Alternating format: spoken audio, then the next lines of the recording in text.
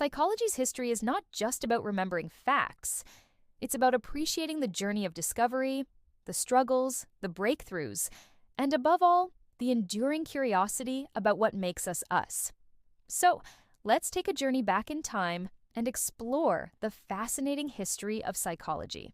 What is now known as psychology began thousands of years ago with the philosophers of classical Greece. These philosophers didn't just ponder the mysteries of the universe, they also wondered about the nature of the soul and its relationship to the body. One of the earliest contributors to psychology was Socrates, a classical Greek philosopher who lived between 470 and 399 BCE. Socrates didn't write any books, but his ideas were recorded by his students, most notably Plato. He is known for his Socratic method of teaching, which involved asking a series of questions to help people examine their own beliefs and ideas. He believed that knowledge was innate and that the soul could exist independently of the body. Plato, a student of Socrates, further developed these ideas. In his work, The Republic, he argued that the soul was immortal and that it had three parts: the intellectual or rational part, the spirited or emotional part, and the appetitive part. According to Plato, the ideal society mirrors the tripartite soul, with each part working in harmony to achieve balance and justice. Plato's ideas had a profound impact on Western philosophy and on the development of psychology as a field of study. He emphasized the importance of introspection and self-reflection as a means of understanding the human psyche. Another important figure in the early history of psychology was Aristotle, who was a student of Plato and is considered the father of psychology. In his book De Anima, Aristotle defined the soul as the form of the body and argued that it was impossible to study psychology without studying the body. He emphasized the importance of empirical observation and reason in understanding the natural world, including the human mind. Aristotle's ideas paved the way for a more scientific approach to the study of psychology. In the Middle Ages, psychology was often intertwined with theology and philosophy. Thinkers like St. Augustine and Thomas Aquinas attempted to reconcile faith with reason. St. Augustine, who lived in the 4th century, wrote extensively on the nature of the soul and the relationship between body and mind. He believed that the soul was created by God and that it was responsible for our thoughts, emotions, and behaviors. Thomas Aquinas, an important figure in Christian theology, combined Aristotelian philosophy with Christian theology in his work Summa Theologica. He analyzed the relationship between reason, the soul, and God, and his ideas had a significant impact on the development of psychology. The Renaissance and the Age of Enlightenment marked a shift towards a more empirical and scientific approach to understanding the human mind. During this time period, thinkers like René Descartes and John Locke made significant contributions to psychology. René Descartes was a French philosopher and mathematician who is considered one of the founders of modern rationalism. His mind-body dualism was a significant departure from the prevailing view that the mind and body were one. Descartes believed that the mind and body were two separate substances, with the mind being non-physical and the body being physical. He claimed that reflexes were automatic and that the mind was separate from the body. He believed that the pineal gland was the seat of the soul and was responsible for the interaction between the mind and body. John Locke was an English philosopher who was considered one of the founders of empiricism. Empiricists believe that knowledge is acquired through sensory experience. Locke rejected the idea that the mind was a blank slate at birth and instead argued that we are born with some innate ideas. He believed that our experiences shape our ideas and that the mind is constantly changing and evolving. Locke's ideas had a profound impact on the development of psychology because he shifted the focus from innate ideas to the role of experience in shaping the mind. The 19th century saw major developments in psychology as it emerged as a distinct field of study. The discovery of electricity and the study of the nervous system led to a better understanding of the brain and its functions. This paved the way for a more scientific approach to psychology, which focused on the measurement and analysis of mental processes. Wilhelm Wundt is considered the father of experimental psychology and founded the first experimental psychology laboratory in 1879 in Leipzig, Germany.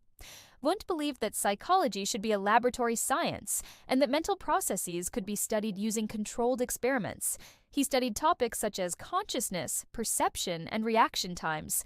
Wundt's work led to the establishment of psychology as an independent discipline separate from philosophy and physiology. Edward Titchener, a student of Wundt, introduced structuralism to the United States. Structuralism was an early school of psychology that aimed to study the basic elements or structure of the mind.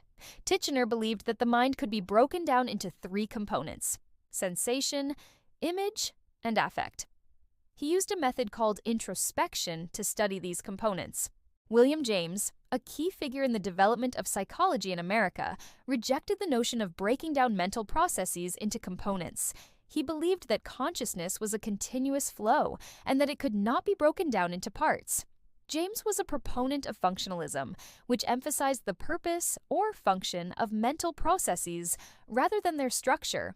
He also made significant contributions to our understanding of emotion and wrote The Principles of Psychology, which was one of the most influential works in the early history of psychology. As psychology developed in the late 19th and early 20th centuries, several schools of thought emerged, each with its own perspective on the nature of the mind and behavior.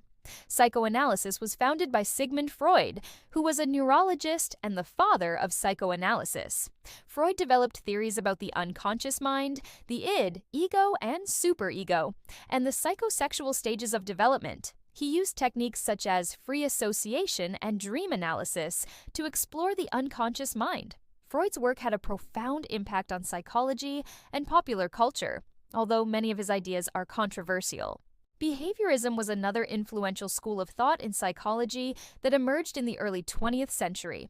Behaviorists like John B. Watson and B.F. Skinner rejected the study of the mind altogether, arguing that psychology should only focus on observable behavior. Watson, who was a proponent of behaviorism, is known for his famous Little Albert experiment, in which he conditioned a fear response in a child using a white rat.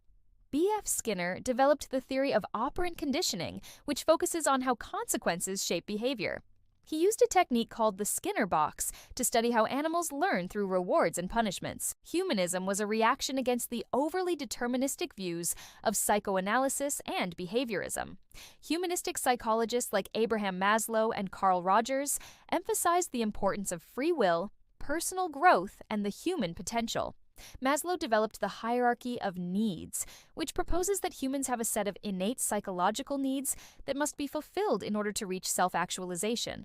Rogers developed the theory of client-centered therapy, which emphasizes empathy, genuineness, and unconditional positive regard as core components of effective therapy.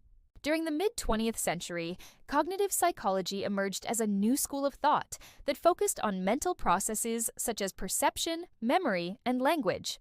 Jean Piaget, a Swiss psychologist, made significant contributions to our understanding of cognitive development in children. His theory of cognitive development outlines 4 stages that children go through as they grow and develop cognitively. Other key figures in cognitive psychology include Ulrich Neisser, who is considered the father of cognitive psychology, and Noam Chomsky, who revolutionized our understanding of language acquisition. Lev Vygotsky was a Russian psychologist who made significant contributions to our understanding of how social and cultural factors influence cognitive development. His theory of the zone of proximal development, ZPD, suggests that children learn best within the ZPD, which is the difference between what a child can do independently and what they can do with the help of a more knowledgeable other. Albert Bandura, a Canadian psychologist, developed the theory of social learning, which emphasizes the role of observational learning and social factors in the acquisition of behavior. His famous Bobo doll experiment demonstrated that children learn aggressive behavior by observing adults modeling that behavior. Bandura also made significant contributions to our understanding of self-efficacy, which is the belief in one's own ability to succeed in specific situations. Erik Erikson was a German-American psychologist who expanded on Freud's theory of psychosexual development by proposing a theory of psychosocial development that spans the entire lifespan. Erikson's theory identifies 8 stages of development, each of which presents a different psychosocial crisis that must be resolved in order to move on to the next stage. Aaron Beck, an American psychiatrist, is considered the father of cognitive therapy. He developed the cognitive theory of depression, which proposes that negative cognitive processes, such as automatic thoughts and cognitive distortions, contribute to the development and maintenance of depression. Beck's work has had a profound impact on the treatment of depression and other mental disorders. Martin Seligman, an American psychologist, is considered the father of positive psychology, which is a branch of psychology that focuses on positive emotions and human strengths. Seligman's research on learned helplessness as a model of depression has had a significant impact on our understanding of the link between cognition and emotion. In recent decades, psychology has become increasingly interdisciplinary, drawing on insights from fields such as neuroscience, computer science, and sociology. The rise of cognitive neuroscience, which studies the biological basis of mental processes, has led to a better understanding of how the brain gives rise to the mind. Advances in brain imaging technology such as fMRI and EEG have allowed psychologists to study the brain in unprecedented detail. Artificial intelligence, which involves the development of computer systems that can perform tasks that would normally require human intelligence, has also made significant contributions to our understanding of the mind and has practical applications in a wide range of fields. Clinical psychology has evolved over time, moving away from early psychoanalytic approaches to more evidence-based therapies. Today, there are a variety of popular approaches to therapy, including cognitive behavioral therapy, CBT, acceptance and commitment therapy, ACT, eye movement desensitization and reprocessing, EMDR, and mindfulness-based therapies. Clinical psychologists apply psychological principles to the assessment, diagnosis, and treatment of mental disorders and emotional problems. They work in a variety of settings, including hospitals, clinics, and private practices. In conclusion, psychology has come a long way from its philosophical roots to its current status as a multifaceted scientific discipline. From the early Greek philosophers to the pioneers of modern psychology, each generation has built on the work of those who came before. As we look to the future, we can expect psychology to continue to evolve and adapt, incorporating new technologies and addressing emerging challenges. The study of psychology is not just about accumulating facts and figures. It's about understanding ourselves and the world around us better. It's about appreciating the complexity and beauty of the human mind and behavior. Whether you're a student trying to grasp the complexities of the human brain or a professional looking to deepen your understanding of human behavior, the study of psychology can provide valuable insights and tools for navigating the world around us.